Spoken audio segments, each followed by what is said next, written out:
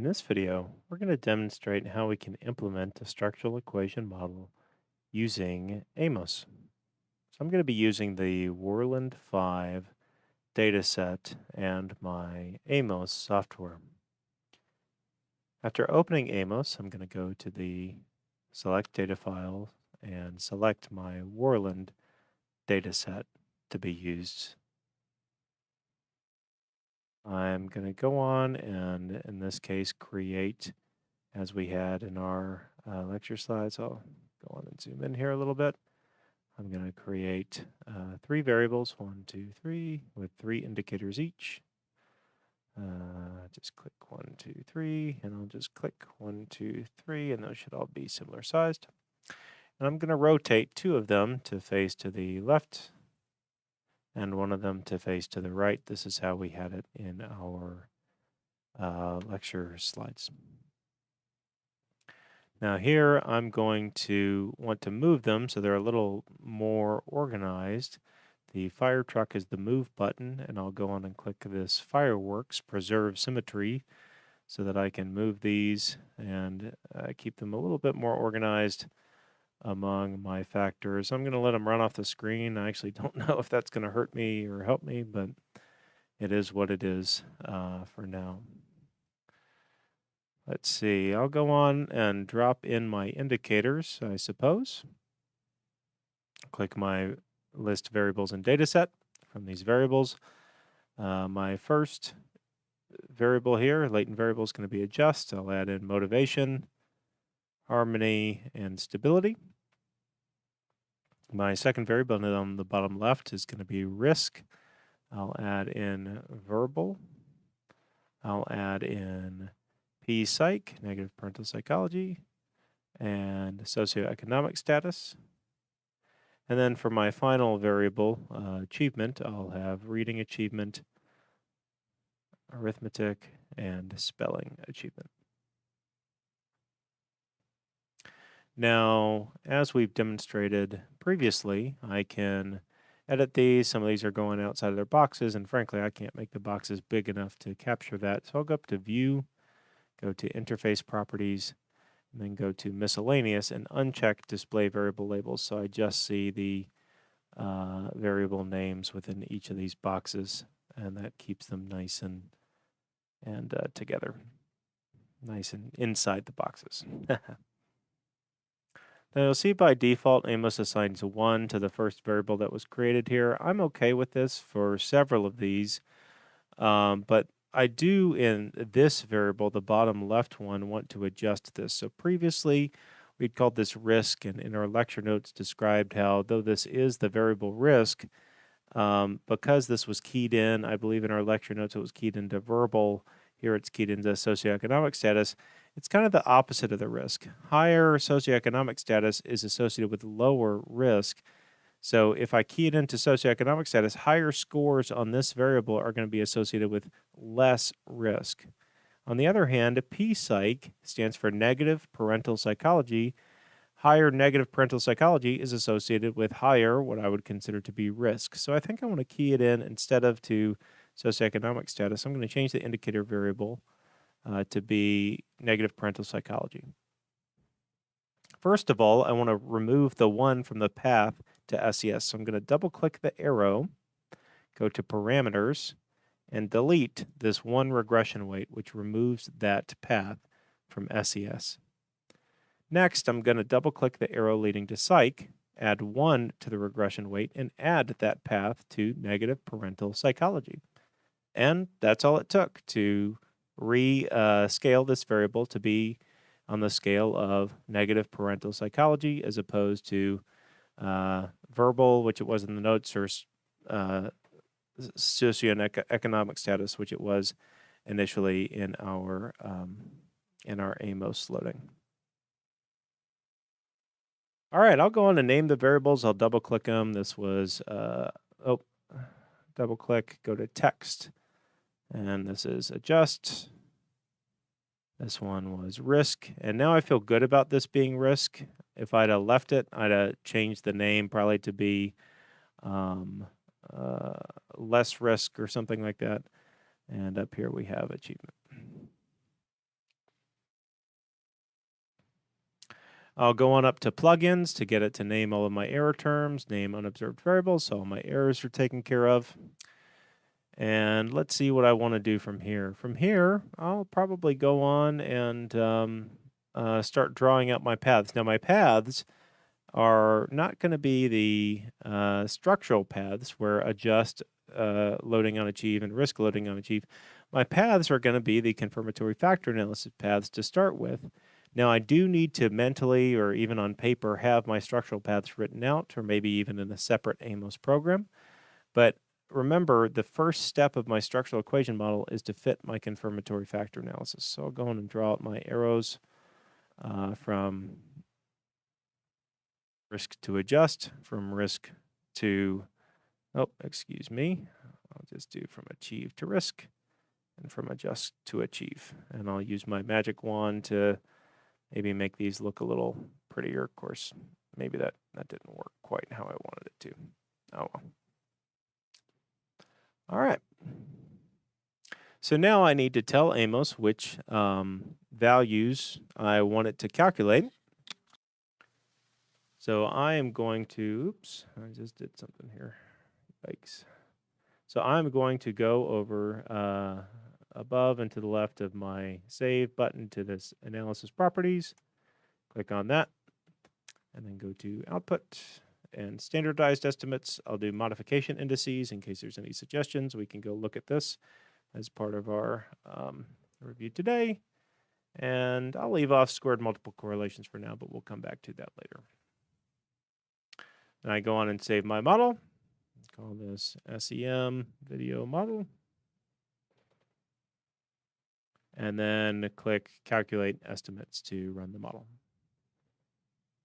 Now again, my default estimates are shown here. These are not standardized. I can change the standardized estimates if I'd like and look at the nature of these relationships. But first, I want to go and investigate model fit. Oop, and I realized I didn't do my SRMR. So I'm going to click on standardized RMR.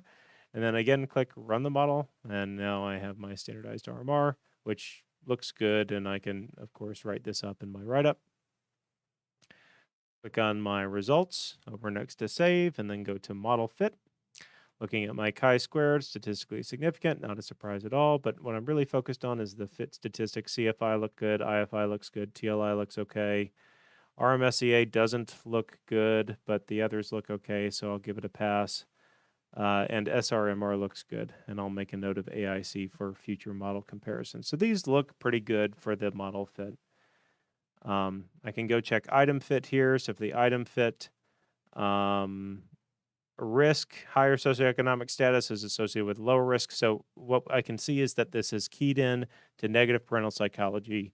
Again, this risk now represents risk as opposed to the opposite of risk. So higher socioeconomic status is associated with less risk. Higher verbal IQ is associated with less risk.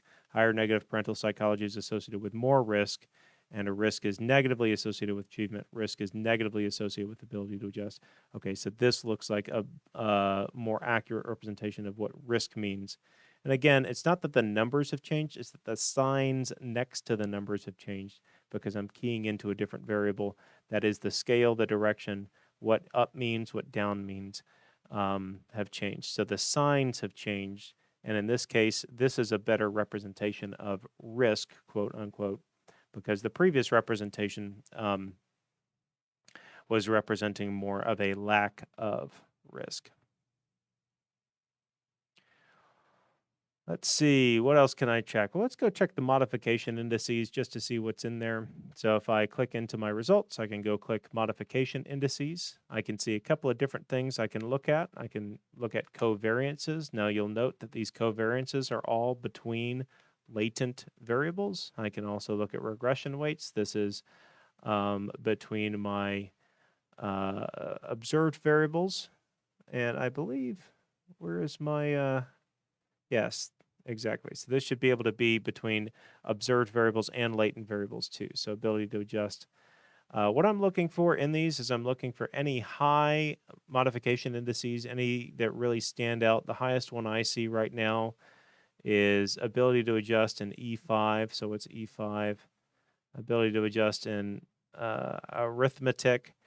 Again, I look at the highest modification index, that's the second number here, and see, well, for this modification index, what is the potential connection? And again, I look at these as suggestions from theory. So, uh, arithmetic and ability to adjust. And though I see that, I guess the model is making a connection between these two. I don't see it. I wonder if what it is that this arithmetic question is an atypical arithmetic question, and so is connected with ability to adjust in the sense that people who are good at adjusting may have to adjust to the different type of question that it's asking. But I'm not sure that that connection doesn't seem to make a lot of theoretical sense to me. I could look at a couple other of these and see if they make theoretical sense, but to me, I'm not going to make any modifications based upon these. Largely too because the model already fits pretty well. So no need to worry about polishing and making it good. I do want to check on them to see again if there's any theory problems or any theoretical suggestions that I'm seeing. But here, that doesn't seem to be something um, that strongly that has a lot of theoretical support. One thing I will note about that though, for the modification index, let me see if I can. If I can find it here. So we had adjust and arithmetic. Where is that? Adjust and E5 arithmetic. So here again, you're going to see these covariances between the error terms, but you can also see the connection between adjust and arithmetic in terms of the fixed effect.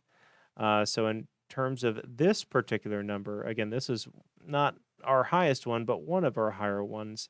So what we're seeing here is that it's the error term not associated with the component of achievement that is the real relationship between adjust, not the item itself in terms of relationships with adjust. Yeah, once you start going into these modification indices, it's a really easy place to get lost in terms of looking at all these potential things that could be tied together, spelling and risk, and note that when I'm making this connection, this is outside of the connection through achievement. So spelling is already somewhat related to risk through achievement, but this is saying that the additional idiosyncrasies of the spell question could be related to risk. I will note, where is that? That's E6 and risk. Where is that? E6 and risk here.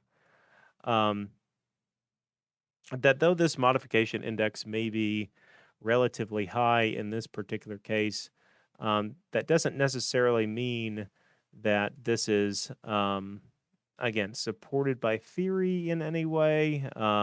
So we'd really want to investigate this spell question if we're looking at this E6 and risk in terms of our modification index. So even though that one's relatively high, that doesn't mean this is supported. We really need to look at the questions. Okay, so we've beat that horse. Now it's time to go on and continue with our analysis. So what I'm going to do is I'm going to go up and I'm going to stop looking at the results. I'm going to edit the model.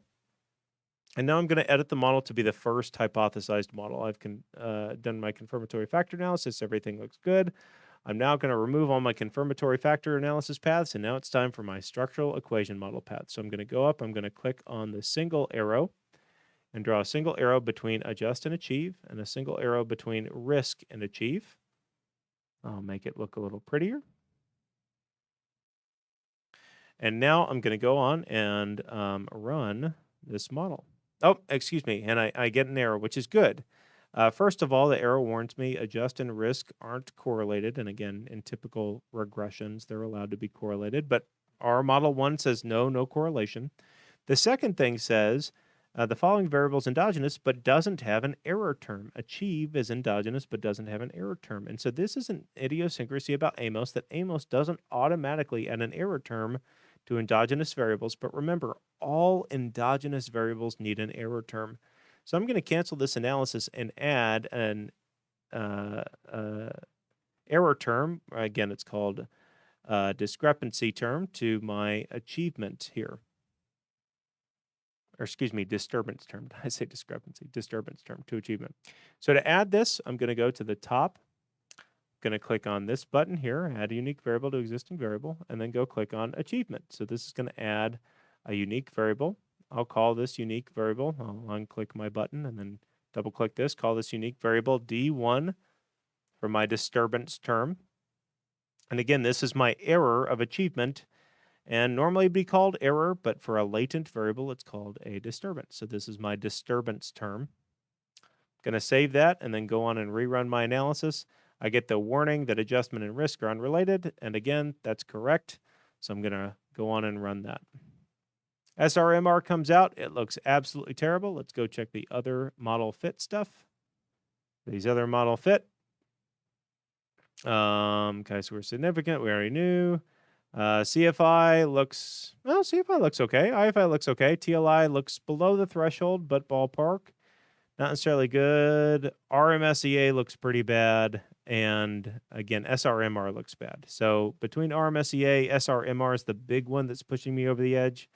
CFI and IFI look adequate, but TLI is below the threshold. So between IFI, TLI, CFI, and RMSEA, I'm borderline, but SRMR is kind of the deciding factor for me. So definitely not going to be a good model fit. So this is our model 2. So I'm not going to interpret this. I will glance at the paths. So the paths, again, everything looks fine. A couple of these are relatively low, but in my personal threshold, but 0.5 to 0.6, these look fine. All right, so now I'm going to go back to model editing and add the covariance between ability to adjust and risk. And then I'm going to save and rerun. So I have my new SRMR after doing that. SRMR looks much better just by that one edit. It's great. I'm going to go to the rest of my model fit. Model fit, again, chi-squared, significant. The ratio doesn't look good, but CFI looks good, and CFI looks good. IFI looks good. TLI is acceptable. RMSEA doesn't look good. But everything else looks good, and the SRMR looks good. So I'm going to call this a good fitting model. The AIC is better than my previous model without this. So this is a better comparative model fit. Model 2 is better than Model 1. And again, looks pretty good. So before I go and interpret my parameters, I'm going to go back to my results and go look at my estimates. I'm going to look at estimates, scales, and I've got my regression weights, my standardized regression weights. The regular regression weights have significance. I quickly see all of these variables are highly statistically significant, so that's good to know. I'm not going to interpret the raw estimates, though. I'm going to go to my standardized regression weights, and these are the ones that I'm going to interpret. Of course, these are also on my graphic, and that's a little easier to interpret. So again, all of these are highly statistically significant. There's a statistically significant relationship between risk, where going up is more risky, and ability to adjust, where that relationship is negative. So there's about a negative 0.5 correlation between risk and ability to adjust, indicating that that path coefficient is negative 0.5, give or take, indicating that as you are more risky, you're less able to adjust. Here on achievement, adjust is positive, ability to adjust is positively related to student achievement, and risk is negatively related to student achievement. And this surprises nobody, but this is there. We can see adjust, and that relationship is about 0.37, so it's maybe a moderate relationship depending on who you ask. This relationship is stronger. And again, I'd say the risk relationship on achievement is stronger than the adjust relationship on achievement in terms of standard deviation increases on each of these, with the caveats involved there. And that's my interpretation. Now, there's a couple things I can add on to this. Note that first, I check the statistical significances before interpreting. I don't interpret paths that aren't statistically significant. A second thing I can add on to here is the variance explained in achievement. So I'm going to go up to my options, that's above and to the left of save, and then go to output, and I'm going to add on squared multiple correlations as something to be calculated. Now, I do have to rerun my analysis to calculate this, but then you'll see, again, none of my fit statistics are going to change, but now I have this 0.65, which is the variance in achieve that's been explained by the model. So about 65% of the variance in achieve has been explained by this model, which is pretty good. A pretty good amount of variance in student achievement being explained. The second thing I'm going to do to kind of close us out here, oh, excuse me, I hit the wrong button. I want to go back to my analysis properties, is to account for the fact that maybe the data aren't normally distributed. So as we discussed in the lecture notes, when the data are normally distributed, there's a couple of options. We have a correction to the overall chi-squared, or we could use a bootstrap technique. And AMOS doesn't offer that correction, but it does offer the ability to implement bootstrap. So I'm going to click on the Bootstrap tab in my analysis properties. That's again above and to the left of the Save button. Click on Bootstrap. I'll click Perform Bootstrap.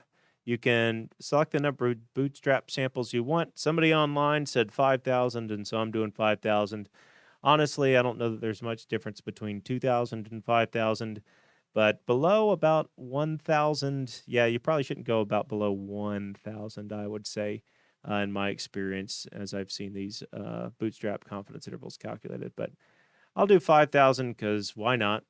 I'll click on bias corrected confidence intervals. I'll make it a 95% confidence interval. And last but not least, I'll do the bootstrap for maximum likelihood because my fit estimation is maximum likelihood. So I'll just keep that consistent. I'll hit X, and then I'll rerun the analysis as I would before.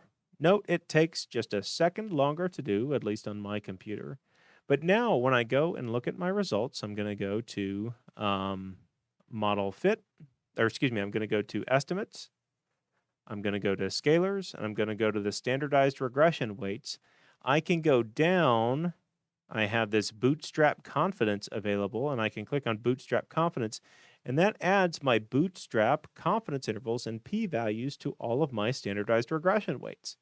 So here I have a confidence interval in the relationship between the ability to adjust and achieve. It goes from 0.274 to 0.46 and is highly statistically significant. I have the relationship between risk and achieve goes from negative 0.649 to negative 0.479 and is again highly statistically significant. So for each one of my paths, I have these estimates. These are the ones that I care about. These are the paths between my latent variables.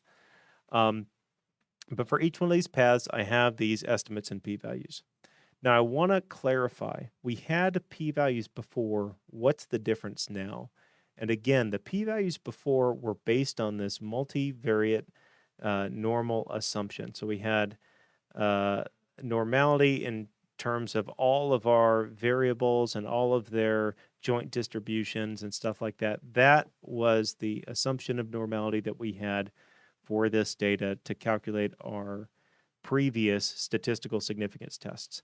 But here with the bootstrap method, I don't have to assume any of that. The bootstrap method allows me to create robust estimators based on the distribution of my data. So it's a really useful technique. It's a really handy technique to be able to implement and to give estimates on statistical significance that aren't tied to those distributional assumptions. So that's the handy part about this, is if I had non-normal data, I now trust these a lot more than I trust my initial p-values. And you'll see these do match the initial p-values.